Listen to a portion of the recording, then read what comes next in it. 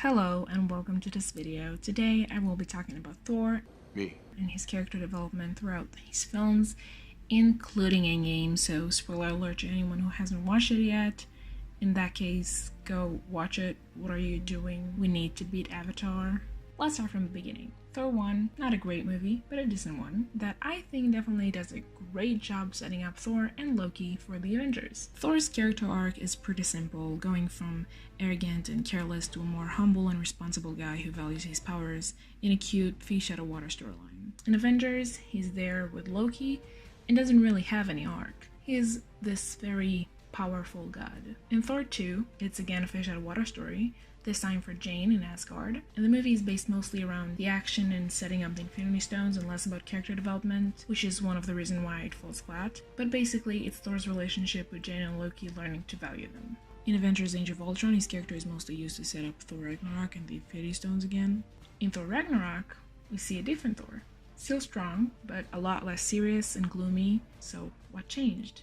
Well, he lost his mom and Jane. Sorry to hear that Jane dumped you. And Loki, which were almost everything to him. And now he's in his quest looking for the Infinity Stones after his traumatizing experience in Age of Ultron. So he is now making jokes of these serious situations he's in to try to cope with his loss.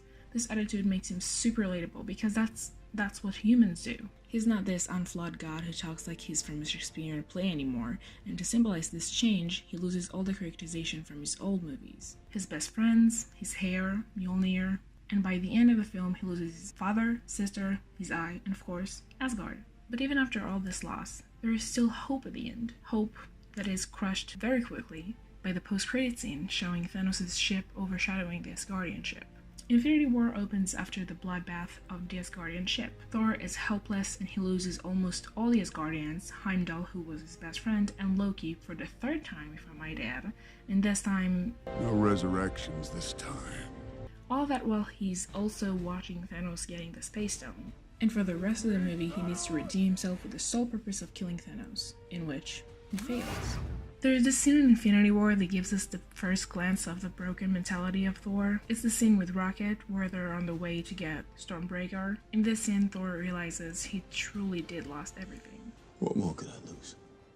Thor is the most divisive character in Endgame. I hear all the time people saying they lost their respect for his character and are disappointed by the choices they made for him. In my eyes, what they did with Thor is brilliant.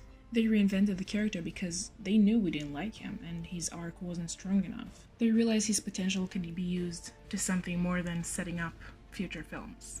Same happened with Captain America. In Captain America the Winter Soldier, they took a character which wasn't anyone's favorite, learned from their own mistakes, and rebirthed them into a character with more depth and weaknesses, making him very relatable, while keeping the original character and justifying the changes. Thor's humor and overall behavior is a coping mechanism. He had a hard time the last few movies, losing everything he had and everyone he loved, and having enormous survivor guilt. And some other guilt we don't like talking about. You should have gone for the head.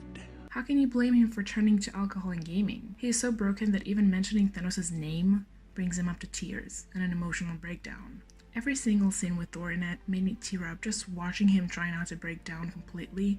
And you know what? Let's give a round of applause to Chris Hemsworth's acting skills, because God, he knows what he's doing. So to all the people out there who don't like Thor now because he's fat and depressed, well, I don't think you understand the character depth and emotions.